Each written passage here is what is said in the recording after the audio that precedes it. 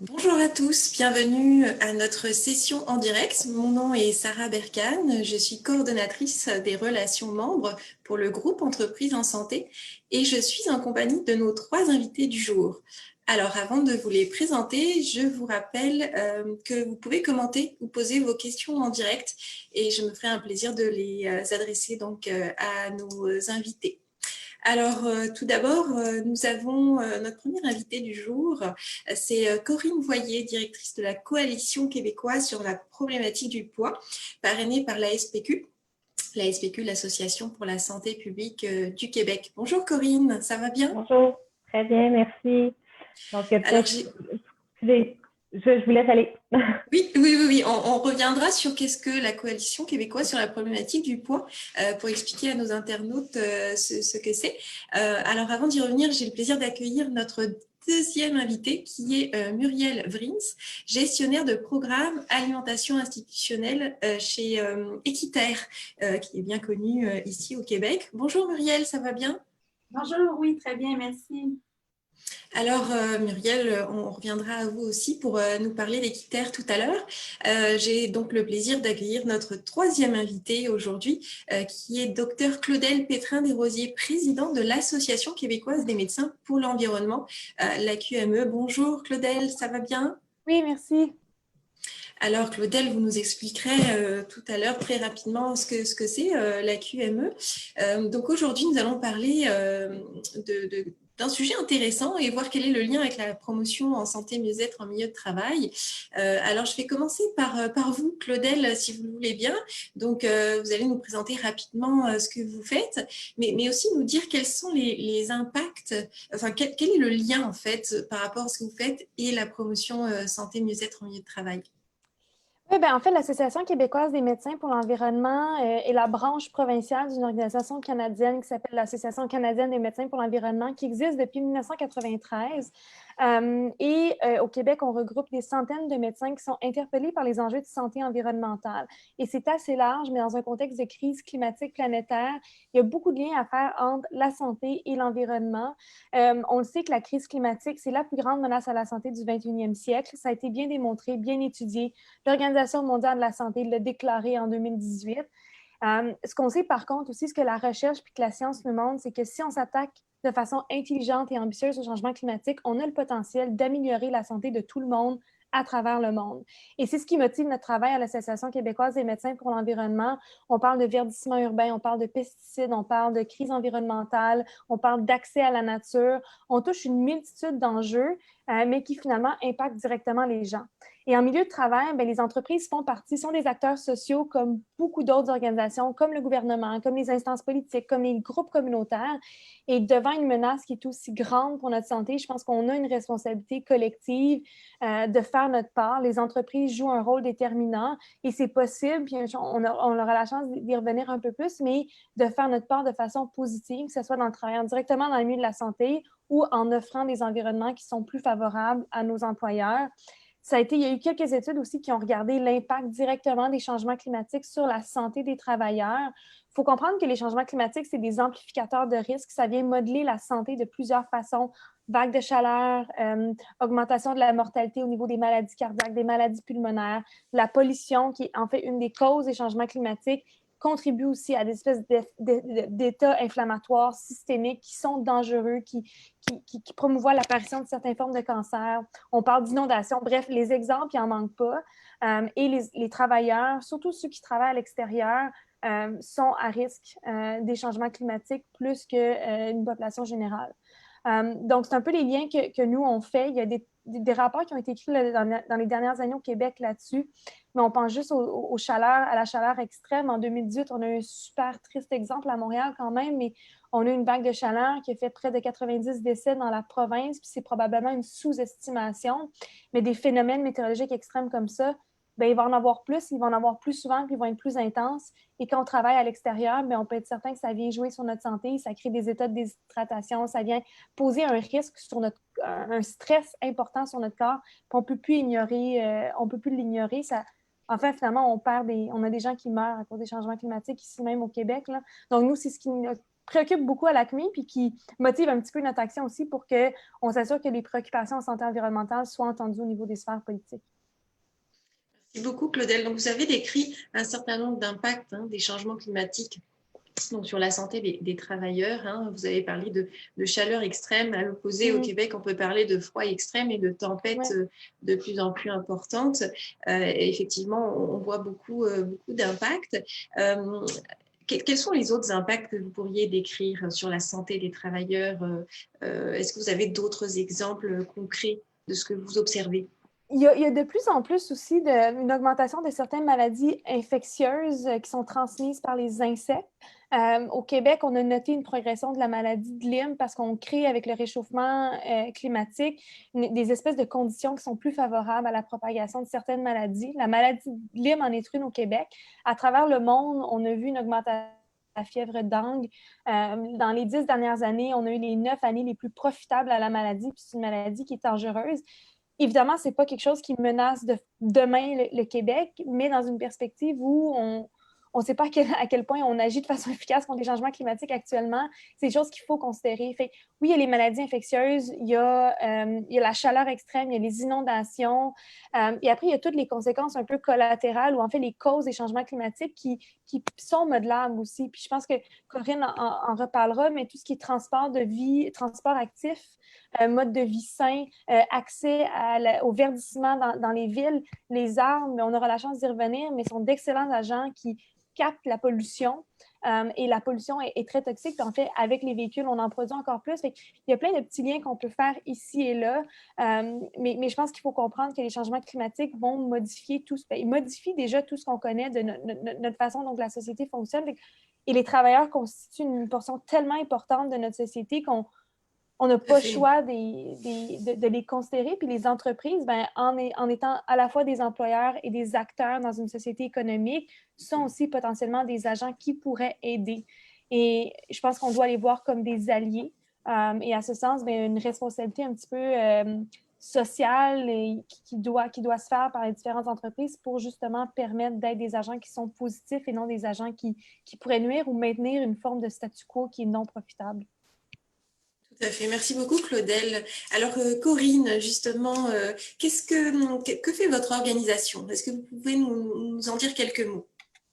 En fait, l'Association pour la santé publique du Québec est un OBNL, donc elle n'est pas rattachée nécessairement au gouvernement, mais on travaille sur différents aspects de la santé de la population. Et au sein de cette association se retrouve la Coalition québécoise sur la problématique du foie. Donc, on est un regroupement de 700 partenaires qui sont issus de différents milieux, que ce soit de l'environnement, municipalité, santé, recherche. L'objectif de la coalition, c'est de modifier nos milieux de vie pour qu'on réduise la problématique de l'obésité au Québec.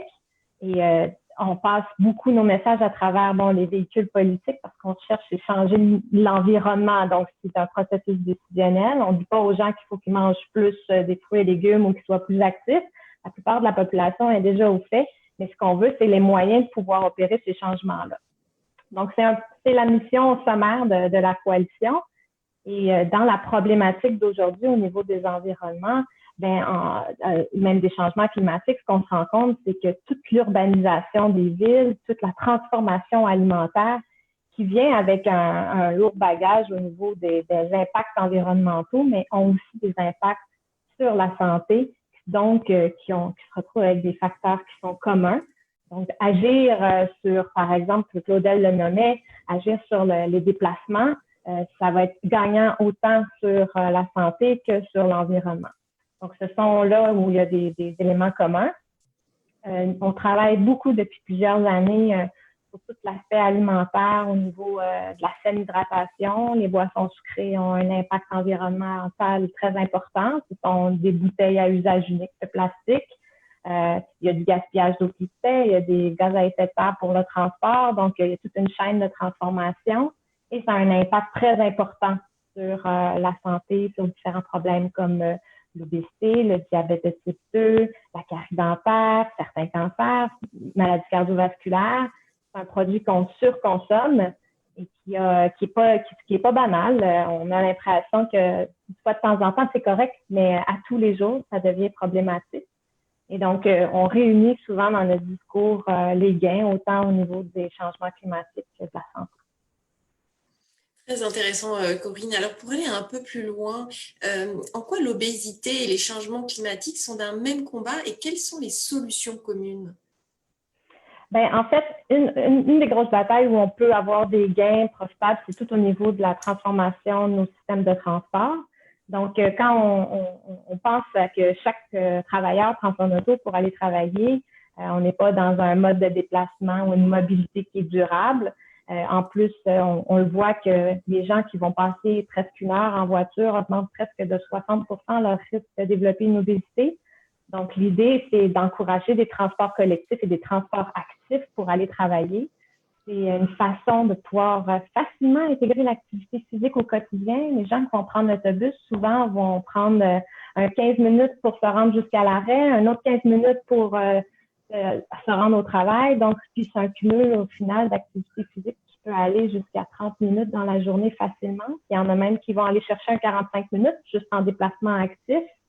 Donc, ce sont des façons justement de réduire notre empreinte écologique, mais aussi de rendre ça, d'intégrer un mode de vie plus actif. Donc, les entreprises, les employeurs peuvent encourager leurs employés à opter pour des transports plus durables. Ça peut passer par des incitatifs. C'est certain que plus on encourage, on donne par contre, par exemple, un certain incitatif pour la passe d'autobus. Bon, ça peut aider les gens à faire le changement, mais on voit aussi souvent dans les pratiques, on va rembourser le stationnement d'un employé. C'est des choses qu'on pourrait décider comme entreprise de dire, nous, on ne paye plus les stationnements, ce n'est plus un incitatif financier. Les gens, donc, vont peut-être revoir leur mode de déplacement s'ils sont obligés de couvrir tous ces frais de transport-là. C'est un incitatif pour aller vers d'autres types de déplacements. Mais aussi, il faut penser que si on encourage les gens à prendre leur vélo, par exemple, pour aller travailler, ben, rendu au bout, quand ils arrivent au travail, il faut un stationnement pour le vélo qui est sécuritaire. Si on est dans des milieux plus urbains où il y a beaucoup de gens qui passent, si on a un vélo de bonne valeur, on ne veut pas se le faire voler. Donc, d'avoir des stationnements où permettre aux employés de rentrer leur vélo à l'intérieur de la bâtisse de travail, ben, c'est des façons de pouvoir encourager ces modes de déplacement-là, autant l'hiver que l'été. Donc, ça, au niveau des transports, c'est déjà un gros coup qu'on vient donner comme employeur de changer ces modes de vie-là. Ensuite, on peut aussi encourager des politiques alimentaires à l'intérieur si on a une offre alimentaire comme employeur, que ce soit des machines distributrices. Souvent, machines distributrices, c'est pas nécessairement ce qui est plus rentable. Peut-être qu'il y a des petits profits qui sont associés à ça, mais souvent, c'est ça. C'est des contenants à usage unique qu'on retrouve soit au recyclage, soit aux poubelles, qui sont pas nécessaires, qui contribuent pas au bonheur de vos employés toujours. Surtout si on offre en parallèle, ça peut être un beau pichet d'eau qui est à disposition, qu'on remplit tous les matins et qu'on aromatise avec des petites fraises à tous les jours pour inciter les gens à s'hydrater de façon plus saine. Donc, il y a des moyens là, d'inviter les gens à transférer leur modèle de consommation. Et au niveau des politiques alimentaires aussi, bien ça, je vais peut-être laisser Muriel là, pouvoir vous en parler. Mais ce sont des actions gagnantes. Effectivement, alors Corinne, vous avez parlé de deux volets, deux grands volets, l'environnement extérieur à l'entreprise, hein, vous avez parlé de transport et puis l'environnement intérieur, ce qu'il y a à l'intérieur de l'entreprise, on y reviendra. On va creuser un peu tout ce qu'il y a sur l'environnement extérieur, l'accès à la nature, les transports. Claudel, comment est-il possible d'offrir des environnements sains et favorables sur les lieux de l'entreprise tout en devenant des alliés à la lutte au changement climatique?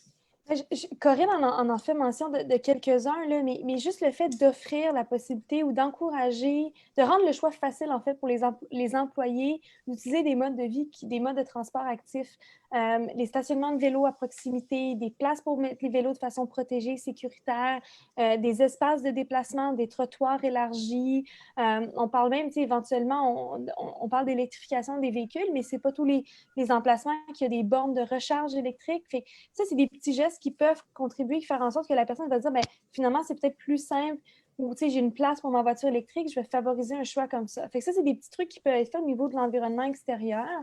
Moi, j'aime beaucoup parler de la nature puis de l'accès aux arbres parce qu'en ce moment, dans les villes comme Montréal, on est à peu près à 20 % de couverture verte, qui est sous-optimale, et ça a des impacts sur la santé. Et ce qu'on aimerait en nous, comme médecins, ce serait une couverture urbaine verte qui est à peu près 40 %. Fait qu'on a quand même un bout à faire.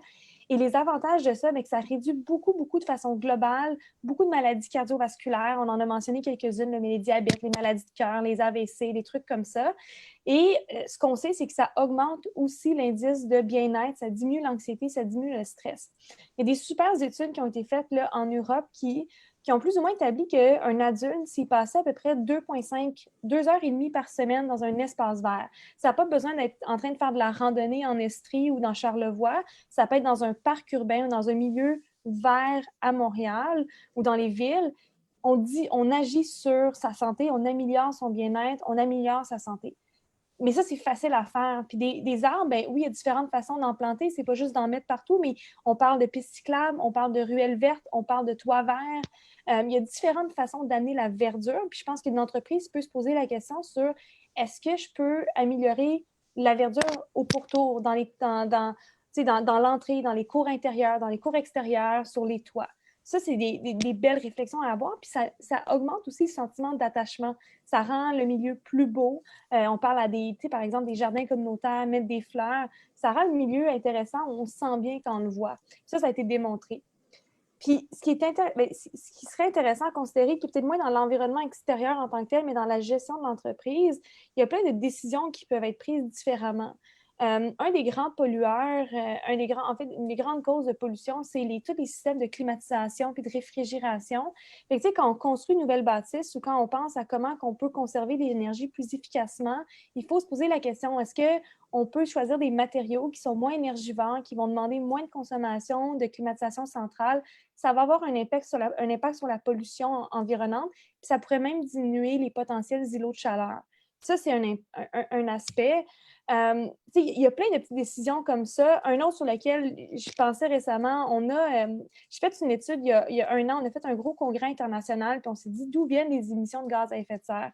Et 90 % des émissions de notre congrès qui réunissait 1000 personnes, bon, c'est une grosse affaire, là, mais 1000 personnes à Montréal pour une semaine qui venaient de 100 pays à travers le monde, 90 % des émissions de gaz à effet de serre venaient du transport par avion pour venir à une conférence. Et on s'est posé la question, est-ce que la conférence était vraiment utile? Oui, elle l'était. Est-ce qu'il y a des portions qui pourraient se faire en ligne? Certainement. Fait que même dans les choix de comment on tient comment on organise des rencontres, on peut se poser la question, est-ce qu'il y a des choses qu'on peut faire en ligne? Est-ce qu'on est obligé de se déplacer? Et si on se déplace, de quelle façon on se déplace? Est-ce que c'est obligé de prendre l'avion pour aller à Toronto? Et souvent, il y a beaucoup d'entreprises qui vont rembourser les dépenses. Mais on pourrait se dire, je rembourse les dépenses en train, puis si tu veux aller en avion, tu payes la différence toi-même. Ça peut être une solution. Puis il y a aussi la possibilité pour l'entreprise de racheter des crédits de carbone pour ce qu'elle fait, ce qu'elle utilise comme énergie à travers l'année. Fait que c'est plein de petits trucs. Je pense qu'il faut juste, comme décideur ou comme chef d'entreprise, quand on est dans une position de prendre des décisions, des orientations, il faut toujours avoir la petite question derrière la tête. Est-ce que ce que j'ai pris comme décision a un impact positif, neutre ou négatif pour l'environnement? S'il est négatif, il faudrait essayer de le neutraliser. Puis s'il est neutre, il faudrait voir est-ce que je pourrais prendre une autre décision qui va avoir finalement un impact positif. Effectivement, très intéressant, Claudel. On a aussi beaucoup entendu parler de cette étude qui recommandait les marches dans la nature comme une thérapie. Donc, ça a fait ses preuves.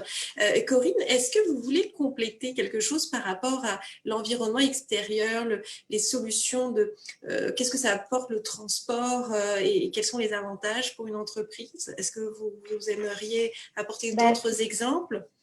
J'apporterais peut-être, c'est facile en milieu urbain de pouvoir dire aux gens prenez l'autobus, marchez. Il n'y a pas vraiment d'excuse dans une densité urbaine de pas prendre le transport collectif ou actif pour aller au travail.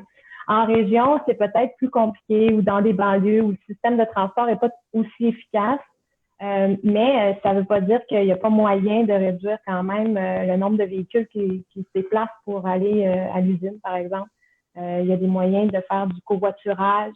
Il y a peut-être des moyens de penser à du navettage qui peut être offert il y a de plus en plus, il faut être innovant, il faut l'essayer. C'est sûr qu'il va y avoir de la résistance. Les gens n'aiment jamais ça, changer des habitudes, mais si on ne le force pas, ce changement-là, on ne l'aura jamais. Je vais peut-être juste donner une anecdote comme ça, mais moi, j'habite dans une ville où il y a eu justement une fusion de l'hôtel de ville. Donc, les employés se retrouvent tous à revenir travailler au même endroit maintenant. Et malheureusement, ils ont pris la décision d'offrir une place de stationnement à tous les employés.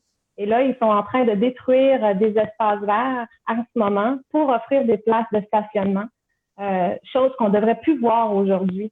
Ce qui aurait dû être fait, c'est penser plutôt à comment on peut offrir un système de covoiturage, par exemple, pour faciliter les déplacements. Il y a quand même des pistes cyclables, des gens qui peuvent certainement se déplacer en transport en commun, c'est une ville de banlieue. Mais si on offre aux employés la possibilité d'avoir un stationnement, c'est certain qu'on ne vient pas encourager le déplacement actif collectif. Effectivement. Merci beaucoup, Corinne, pour ce complément. Alors, on va s'intéresser à l'environnement intérieur à l'entreprise. Alors, Muriel, peut-être vous présenter, nous dire ce que vous faites, ce qu'est Équiterre, pour ceux qui ne connaîtraient pas, et puis nous dire qu'est-ce qu'on entend par alimentation durable. Oui, alors, bonjour, je me présente. Je suis gestionnaire de programme en alimentation chez Équiterre depuis maintenant une quinzaine d'années. En fait, Équiterre, c'est une organisation environnementale qui propose des solutions concrètes pour accélérer la transition vers une société où vraiment tant les citoyens, les organisations et les gouvernements font des choix écologiques, mais également sains et équitables. Donc, on parle énormément de mobilité durable, de bâtiment durable, beaucoup justement des aspects qu'on vient de parler, mais aussi beaucoup d'alimentation durable, d'agriculture aussi durable et un terme aussi qu'on entend de plus en plus, régénérative. Particulièrement, plus spécifiquement, moi, justement, je me concentre au niveau de l'alimentation. On travaille beaucoup avec les institutions, donc nos institutions publiques, mais également, justement, les milieux de travail, donc les organisations, les entreprises. Comment on peut offrir à nos clientèles davantage d'aliments durables. Puis pourquoi, en fait, les institutions? C'est qu'on pense vraiment que les milieux de travail et les institutions publiques ont vraiment un pouvoir très, très important pour mobiliser et sensibiliser les citoyens. En fait, tout au long de notre vie, on est tous usagers de différentes institutions, que ce soit en petite enfance, à la garderie, après ça à l'école, au cégep, à l'université, dans les établissements de santé et aussi en tant que travailleurs. Les lieux qu'on fréquente ont un impact sur nous et ont vraiment le potentiel de pouvoir aller nous influencer. Puis quand on parle justement d'une alimentation durable, mais on parle vraiment d'une alimentation qui intègre des aliments sains, locaux et éco-responsables. Donc, grosso modo, qu'est-ce que ça veut dire? Ça veut dire plus de fruits et légumes, une plus grande portion de protéines végétales. On parle aussi davantage d'aliments qui sont certifiés biologiques ou qui sont justement issus de pratiques agricoles durables. On privilégie aussi les aliments locaux, les aliments qui sont de saison et qui sont le plus près possible et qui ont été cultivés, récoltés ou transformés le plus près de chez nous. On parle aussi d'aliments équitables, donc quand ils ne sont pas nécessairement produits ici au Québec, s'ils ont à venir d'ailleurs, bien, de se poser la question, est-ce qu'ils ont été issus de pratiques qui sont juste pour les producteurs, les travailleurs étrangers également. On parle aussi de produits issus de pêche durable. Et les choses qu'on peut diminuer, bien justement, de diminuer tout notre emballage alimentaire, de diminuer aussi les aliments qui sont ultra transformés, de diminuer aussi notre gaspillage alimentaire. On a énormément de pertes liées à de la nourriture qu'on jette ou qui est simplement périssable. Donc, de vraiment diminuer ce gaspillage-là et de diminuer aussi, si possible, tout ce qui est la perte de nutriments. Donc, d'essayer d'aller favoriser des aliments qui vont nous apporter des apports nutritifs plus importants que certaines fois ce qu'on appelle un peu des calories vides. Donc, à ce moment-là, bien, on voit vraiment qu'il y a un gain là, assez important. Tout à fait. Alors Muriel, vous avez parlé d'alimentation saine. Est-ce qu'une alimentation saine pour notre santé est également bénéfique pour notre environnement? Bien, oui, en fait, l'année dernière, on a lancé, dans le fond, on a eu le tout nouveau guide alimentaire canadien qui, justement, privilégie une diète avec davantage de fruits et de légumes en abondance dans notre assiette. On réduit, justement, les protéines animales pour augmenter davantage aussi les protéines végétales et également faire de l'eau vraiment la boisson de choix.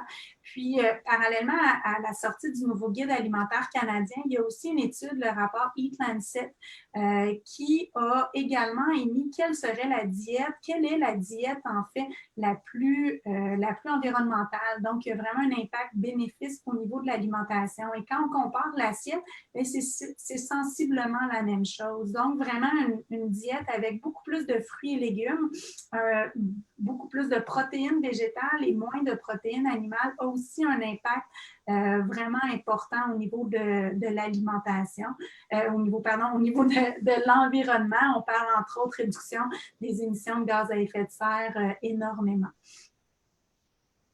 Tout à fait. Alors, justement, vous avez abordé, Muriel, le sujet et Corinne l'a fait tout à l'heure. Corinne, si on parle un peu des bouteilles, de plus en plus d'entreprises font le choix de tourner le dos aux bouteilles d'eau. Qu'en est-il des boissons sucrées? Quels sont les impacts sur la santé et l'environnement? En fait, c'est effectivement le virage bleu qu'on va appeler, qui est l'idée de vouloir se débarrasser des bouteilles d'eau parce que l'eau au Québec, elle est gratuite et accessible, elle est de bonne qualité. Donc, plusieurs font le choix de ne plus offrir de bouteilles d'eau en plastique. Par contre, ce qu'on voit comme effet un peu pervers, c'est que les gens vont remplacer leurs bouteilles d'eau en plastique à usage unique par des bouteilles d'eau sucrée. Donc, la boisson sucrée, qu'on appelle, la définition, si on veut, là, pour être clair pour tout le monde, c'est de l'eau avec du sucre ajouté et du colorant. Donc, essentiellement, c'est des calories vides, c'est des produits qui ne sont pas essentiels. Il faut les voir comme des bonbons liquides. C'est souvent vendu dans des gros formats, à rabais constamment. C'est omniprésent dans notre environnement. Donc, on en a à l'épicerie, dans tous les commerces du coin. On l'en croise parfois encore dans des établissements de santé, à l'école, au travail. Donc là, leur présence est beaucoup trop généreuse, je dirais, pour la présence qu'ils devraient avoir dans notre alimentation. Donc, si au niveau du milieu de travail, on décide qu'on n'offre plus de façon généreuse ces boissons-là, c'est déjà un bel effort aussi du point de vue environnemental. Surtout si on a fait le virage au niveau des bouteilles d'eau en plus, tant qu'à sortir ces produits, sortons-les tous. Donc, c'est pour ça que ça en revient peut-être à la machine distributrice, souvent, qui est l'exemple où elle n'a plus son utilité. Elle n'a plus son utilité santé, ni son utilité environnementale. Donc, moi, j'encourage ce type de virage-là. C'est sûr que si on enlève cet accès-là, il va falloir, par contre, s'assurer qu'on a des points d'eau intéressants au travail. Donc, c'est sûr que s'il n'y a pas de fontaine ou s'il n'y a pas de robinet, on peut opter pour des verres aussi réutilisables qui peuvent rester à proximité d'un robinet ou d'une fontaine pour que les gens puissent se remplir un verre. Puis, on offre le nettoyage à la fin de journée ou encore chacun amène sa tasse. Pour une entreprise, ça peut être intéressant d'offrir une bouteille durable, réutilisable. On ne veut juste pas avoir le phénomène des packs d'épicerie réutilisables où on pense qu'on a fait un bon coup, mais tout le monde est en train de s'acheter 70 gourdes puis on finit par en trouver plus au recyclage. Mais c'est déjà un beau geste pour réduire, je dirais, la bouteille à usage unique. Et je dirais qu'au niveau de l'aluminium, même il y a beaucoup de boissons gazeuses, par exemple, qui se retrouvent en aluminium, dans des bouteilles d'aluminium. Oui, c'est une matière réutilisable, mais sa production a aussi une empreinte environnementale très importante. Production de boue rouge, on en parle peut-être moins, mais on vient contaminer nos eaux, les sols. Donc, si on peut se débarrasser de ce type de produit, c'est tout le monde qui va être gagnant. J'ajouterais peut-être juste aussi, puis je vous relancerai la pote, là, mais dans des petites actions qu'on peut faire au travail pour assurer une saine alimentation, parfois on a le réflexe en réunion de vouloir nourrir son monde avec des bonbons ou des petits craquelins. peut-être que les gens n'ont pas faim. C'est peut-être même pas nécessaire d'offrir de l'alimentation, des grignotines pendant la réunion. Les gens n'écoutent pas leurs signaux de satiété ou ils s'ennuient, la réunion est trop longue, donc ils mangent. Donc, peut-être revoir cette pratique-là. Ou sinon, des produits frais comme des fruits et légumes, c'est toujours une belle façon d'inciter les gens à l'intégrer au quotidien. Le plat de bonbons à l'entrée, à l'accueil pour accueillir un client, c'est des années 50. Là, on peut se débarrasser de ça aussi. Là. On n'en a pas besoin non plus. Si vous voulez accueillir vos clients, ça peut être avec un beau distributeur d'eau, avec des petits fruits. Ça, c'est sympathique. Mais les bonbons ne feront pas la différence dans votre service, ne vous en faites pas. Tout à fait, de bonnes idées. Merci beaucoup, Corinne. Muriel, comment une entreprise ou une organisation peut agir pour en faire la promotion dans son milieu de travail? Est-ce qu'il existe des programmes de reconnaissance qui permettent de mettre en valeur de belles démarches? Est-ce que vous pouvez nous en dire un peu plus? Oui, en fait, donc en tant que milieu de travail, c'est vraiment possible d'influencer. Corinne l'a mentionné justement, entre autres à travers les rencontres, mais il y a vraiment possible d'influencer l'offre alimentaire au complet là, qui est offerte à nos employés. Comme on disait, ça peut être sous forme à l'accueil, ça peut être via les collations dans des rencontres ou autres, mais si justement l'entreprise a aussi un service de cafétéria, peu importe si elle est en autogestion, donc si c'est l'entreprise qui gère son service alimentaire ou même si c'est contractuel, c'est-à-dire que si elle doit justement donner le mandat à une entreprise, c'est possible d'influencer et de demander précisément à ce qu'il y ait une plus grande offre d'aliments sains, locaux et durables. Puis justement, on a travaillé dans les dernières années avec Aliments du Québec pour créer un programme de reconnaissance Aliments du Québec au menu. L'objectif, c'est justement de valoriser les services alimentaires qui entreprennent des démarches en approvisionnement alimentaire local et de pouvoir vraiment aller reconnaître tout ce qui est fait. Donc, maintenant, pour les clients, les employés, c'est visible toutes ces démarches-là. On peut se promener à la cafétéria, puis on peut vraiment voir qu'est-ce qui est reconnu. Donc, il y a deux types, là, dans le fond, d'adhésion au programme de reconnaissance. On peut aller faire reconnaître des plats. On peut aller faire reconnaître différents plats et à ce moment-là, on peut vraiment afficher à sa cafétéria, aujourd'hui, la soupe du jour, elle est reconnue Aliments du Québec au menu. Donc, on note vraiment que les aliments locaux sont privilégiés. Et on peut aussi aller faire reconnaître l'ensemble de son approvisionnement sur une année en forme de quantification. Et là, si on arrive à avoir un approvisionnement au-delà de 50 %, on reconnaît un approvisionnement majoritairement québécois. Puis je dirais que dans le contexte actuel de crise sanitaire, l'achat local est vraiment plus importante que jamais. Ça permet vraiment d'aller garantir notre sécurité alimentaire et aussi notre autonomie alimentaire.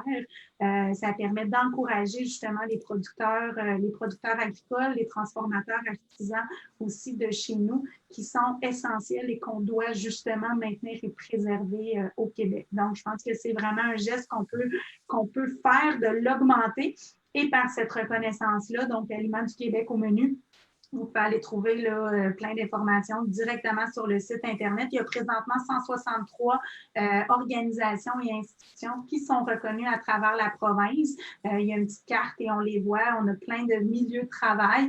Certains sont en autogestion, donc avec leur propre cafétéria, mais d'autres aussi sont avec des concessions alimentaires, donc Sodexo, Aramark, Compass, Excelso. Donc, si jamais aussi votre entreprise fait affaire avec une de ces concessions-là alimentaires, vous pouvez le demander et l'exiger d'aller chercher cette reconnaissance-là aussi, parce que beaucoup d'entre elles l'ont déjà, donc c'est une façon aussi d'augmenter puis de générer le mouvement. Là, oui, tout à fait. Donc, il y a vraiment de la belle mise en valeur à faire. Et puis, effectivement, j'invite nos internautes à aller voir les sites Internet de les trois organisations respectives présentes aujourd'hui. Le sujet est tellement intéressant qu'on ne voit pas le temps passer et on est sur la fin de notre séance. Alors, très, très rapidement, en 2-3 mots, j'aimerais vous demander une petite conclusion, un mot de la fin. Qu'est-ce que vous avez envie de transmettre s'il y a 2-3 choses à retenir. Claudel. Oui, ben, je pense qu'on l'a bien expliqué, on a bien vu les ramifications qui existent entre la santé et l'environnement. On a parlé de transport actif, on a parlé d'alimentation saine. Les changements climatiques sont notre réalité. On ne peut plus les ignorer, puis on a toute une responsabilité à jouer. Moi, je refuse que la responsabilité soit mise sur l'individu. C'est des responsabilités qui doivent être collectives, et dans le sens collectif, il y a les systèmes politiques, il y a les entreprises, il y a l'économie, et je pense qu'on a tous notre part à jouer de façon groupée. Et en tant qu'employeur, en tant que gestionnaire, il y a des gestes qui sont relativement faciles à poser, qui amènent des actions positives et qui vont favoriser la santé de vos employés et des gens qui collaborent avec vous, que ce soit au niveau de la révision de comment le bâtiment est construit, la plantation d'arbres, créer des espaces pour favoriser le transport collectif, le covoiturage, les transports actifs par les vélos, la marche, les arbres. Ce n'est pas les solutions qui manquent. Puis la bonne chose dans tout ça, c'est qu'agir efficacement contre les changements climatiques, c'est positif pour la santé. Puis nous, c'est ce qui nous motive à l'Association québécoise des médecins pour l'environnement, c'est qu'on sait qu'on peut faire une différence tangible dans l'état de santé et du bien-être de tout le monde. Et ben, j'espère juste que finalement, vous allez être des collaborateurs avec nous dans ce beau projet de société-là. Merci beaucoup, Claudel. Corinne, un mot rapide pour conclure? Oui, ben, Claudel a bien tout ramassé. Moi, je vous dirais, ça demande une volonté décisionnelle. C'est certain que ça va prendre un certain courage pour opérer ces changements-là.